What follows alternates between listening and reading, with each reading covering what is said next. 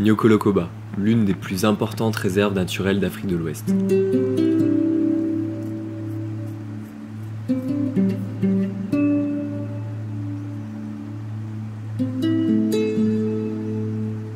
Le parc est cependant peu visité. On ne croisera pas grand monde ces 3 prochains jours, hormis les guides et les patrouilles militaires, luttant inlassablement contre le braconnage. Et là, on ne sait pas pourquoi, mais on s'est arrêté dans un garage pour changer une espèce de... Ouais, je sais pas, une pièce quoi. Une pièce. Donc on ne sait pas s'il n'est pas argent avant pour le changer ou si vraiment on en avait besoin. Mais vous me le faire maintenant que dans la brousse, c'est autrement panne. Ça a l'air réparé, on est enfin en route pour le parc. On fait halte à Dar Salam, dernier village pour acheter de l'eau avant d'entrer dans le Niokolo.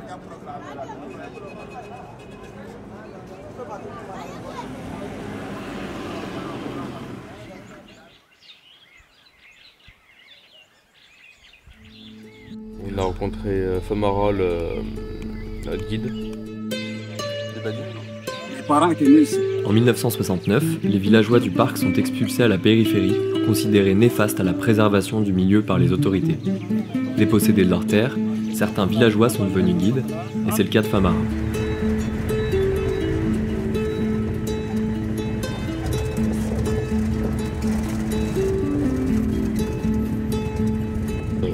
La première heure de route, on n'a rien vu. Ouais, la première heure de route, c'est très sec, très loin de tous les cours d'eau et leurs affluents qui sont situés vraiment au cœur du parc. Parce que du coup, on est là, on a fait une espèce de safari, donc on était dans le 4x4 derrière. On a fait pas mal de tours, on a vu plusieurs mares. Les mares, c'est des endroits où pendant les périodes de pluie, il y a beaucoup d'eau. Donc là, c'est pas sec, mais presque. Il y a plus de 2-3 petits ruisseaux dedans en fait. Et du coup, c'est là où tous les animaux se retrouvent pour manger en gros. Donc full phacochère, antilope, beaucoup d'oiseaux.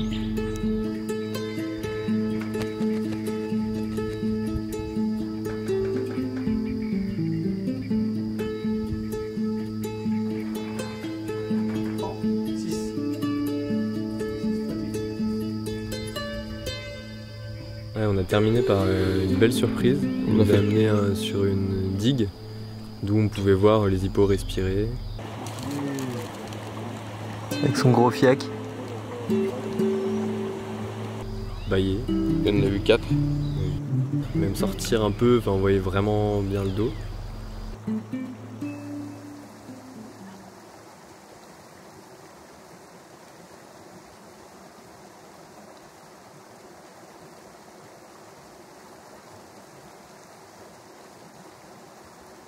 Et ouais, dans le campement c'est assez ouf, il y a des singes verts, des phacochères, des antilopes. En fait, dès qu'il n'y a pas de bruit et que les humains sont dans leur case ou en vadrouille, le camp reprend complètement ses droits.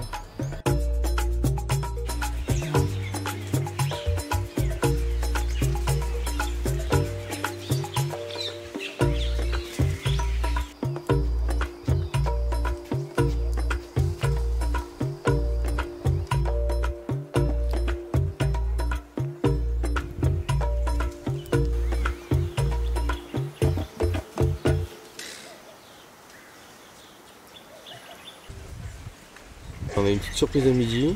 Moi j'ai entendu un peu comme taper du pied dans la case, ça m'a paru bizarre.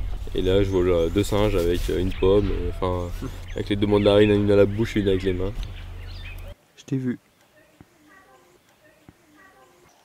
Nous sommes sur le territoire du lion. Chaque matin à l'aube et à quelques mètres du camp, son cri marque le début d'une nouvelle journée dans le Niokolo. C'est le signal pour les hippos de se jeter à l'eau, et c'est aussi notre réveil.